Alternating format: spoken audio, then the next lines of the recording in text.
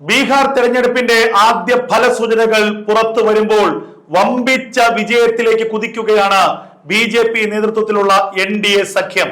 ബി.ജെ.പിയും നിതീഷ് കുമാർ നേതൃത്വം നൽകുന്ന JDUയും വമ്പിച്ച ഭൂരിപക്ഷത്തിലേക്ക് കുതിക്കുകയാണ്.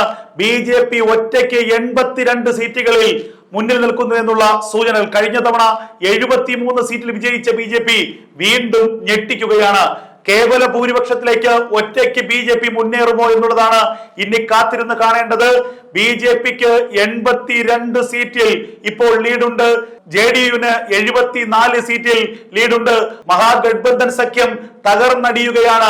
മഹാഗഠബന്ധൻ സഖ്യത്തിൽ RJDക്ക് മാത്രമാണ് 42 സീറ്റിൽ ഇപ്പോൾ ലീഡുള്ളത്. കോൺഗ്രസ് വെറും 9 സീറ്റുകളിൽ ഇപ്പോൾ മുന്നേറുന്നു എന്നുള്ള വാർത്തകൾ പുറത്തു വരുന്നു. മറ്റുള്ള പാർട്ടികളെല്ലാം തന്നെ തകർന്നടിയുകയാണ്. CPIM ML 1 സീറ്റിൽ, CPI 1 സീറ്റിൽ, മറ്റു പാർട്ടികളൊക്കെ തന്നെ 2 മുതൽ 6 വരെ സീറ്റുകളിൽ ലീഡ് ചെയ്യുന്നു എന്നുള്ള വിവരങ്ങളാണ് ഇപ്പോൾ പുറത്തു വരുന്നത്. ബീഹാറിൽ എക്സിറ്റ് പോൾ പ്രവചനങ്ങൾ അക്ഷരം പ്രതി ഫലിക്കുന്ന കാഴ്ചയാണ് നമ്മൾ കണ്ടത്.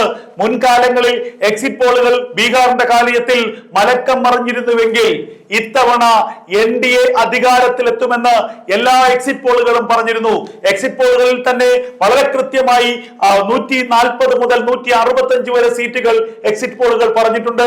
152 പറഞ്ഞ എക്സിറ്റ് പോൾ ഫലങ്ങളുണ്ട്, 160 പ്രവചിച്ച എക്സിറ്റ് പോൾ ഫലങ്ങളുണ്ട്, 165 പ്രവചിച്ച എക്സിറ്റ് പോൾ ഫലങ്ങളുണ്ട്. ഇപ്പോഴത്തെ കണക്കുകൂട്ടലിൽ 160 സീറ്റിന് മുകളിൽ 160 പ്ലസിലേക്ക് NDA പോകാനുള്ള സാധ്യതയുണ്ട്. നിതീഷ് കുമാർ ഒരിക്കൽ കൂടി മുഖ്യമന്ത്രിയായി മാറുമോ എന്നുള്ളതാണ് കാത്തിരുന്ന് കാണേണ്ടത്. ബി.ജെ.പി. 85 മുതൽ 90 സീറ്റുകൾ വരെ നേടിയാൽ ബി.ജെ.പി. തന്നെ മുഖ്യമന്ത്രി പദം ആവശ്യപ്പെടും. അപ്പോഴും JDU NDA മുന്നണി വിട്ട് പോയാൽ പോലും RJDയെയോ അല്ലെങ്കിൽ മറ്റേതെങ്കിലും ചെറുകക്ഷികളെ കൂടെ ചേർത്തുകൊണ്ട് 122 സീറ്റ് എന്ന കേവല ഭൂരിപക്ഷത്തിലേക്ക് എത്താൻ ബി.ജെ.പിക്ക് ഉറപ്പായും കഴിയുമെന്നുള്ളതാണ് ഏറ്റവും ശ്രദ്ധേയമായ ഒരു കാര്യം. എന്തായാലും NDA സഖ്യം അഭൂതപൂർവമായ ലീഡ് നേടിക്കഴിഞ്ഞാൽ സ്വാഭാവികമായും മുഖ്യമന്ത്രി സ്ഥാനത്തേക്ക് ഒരു തർക്കമുണ്ടാകാനുള്ള സാധ്യതയുണ്ട്. അങ്ങനെയെങ്കിൽ നയപരമായി ആ തർക്കത്തെ പരിഹരിക്കാൻ NDA നേതൃത്വത്തിന് കഴിയുകയും ചെയ്യും. എന്തായാലും ബീഹാറിലെ ജനങ്ങൾ ഒരിക്കൽ കൂടി സദ്ഭരണത്തിനൊപ്പം നിൽക്കുന്നു. കേന്ദ്രത്തിലെ നരേന്ദ്രമോദി ഭരണത്തിന്റെ പിന്നിൽ ഉറച്ചു നിൽക്കുന്നു. രാജ്യ സുരക്ഷയെ ബാധിച്ച ചെങ്കോട്ട സ്ഫോടനത്തെ പോലും രാഷ്ട്രീയമായി കണ്ട പ്രതിപക്ഷത്തെ തിരസ്കരിച്ചിരിക്കുന്നു. ഇതൊരു തെരഞ്ഞെടുപ്പ് സ്റ്റണ്ടാണെന്നും അമിത്ഷായും നരേന്ദ്രമോദിയും ആസൂത്രണം ചെയ്ത ഒരു സ്ഫോടനമാണിതെന്നുമായിരുന്നു പ്രതിപക്ഷ നിര ആരോപിച്ചത്. ഇത്രയും ഹീനമായ ആരോപണങ്ങൾ ഉന്നയിച്ച പ്രതിപക്ഷത്തിന് മഹാഗഠബന്ധൻ സഖ്യത്തിന് കനത്ത തിരിച്ചടി നൽകിയിരിക്കുകയാണ് ഇപ്പോൾ ബീഹാറിലെ ജനത. ബീഹാറിലെ തെരഞ്ഞെടുപ്പ് ഫലങ്ങൾ വന്നുകൊണ്ടിരിക്കുന്നു. തെരഞ്ഞെടുപ്പ് ഫലങ്ങൾ NDAക്ക് അനുകൂലമാണ്. വമ്പിച്ച സീറ്റ് നേട്ടത്തോടു കൂടി ഏകദേശം 160 സീറ്റുകളിലേക്ക് NDA ഇപ്പോൾ ലീഡ് ചെയ്യുകയാണ്. അതിൽ പല മണ്ഡലങ്ങളിലും 10,000-ലധികം ലീഡുകൾ NDA സ്ഥാനാർത്ഥി നേടിക്കഴിഞ്ഞിരിക്കുന്നു എന്നാണ് ഇപ്പോൾ ലഭിക്കുന്ന വിവരങ്ങൾ.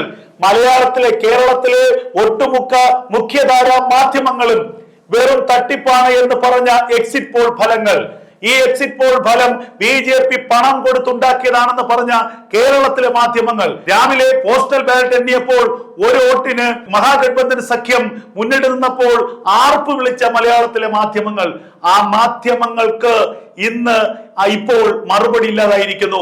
ഇതിനു മുൻപും പല തെരഞ്ഞെടുപ്പുകൾ നമ്മൾ കണ്ടതാണ്.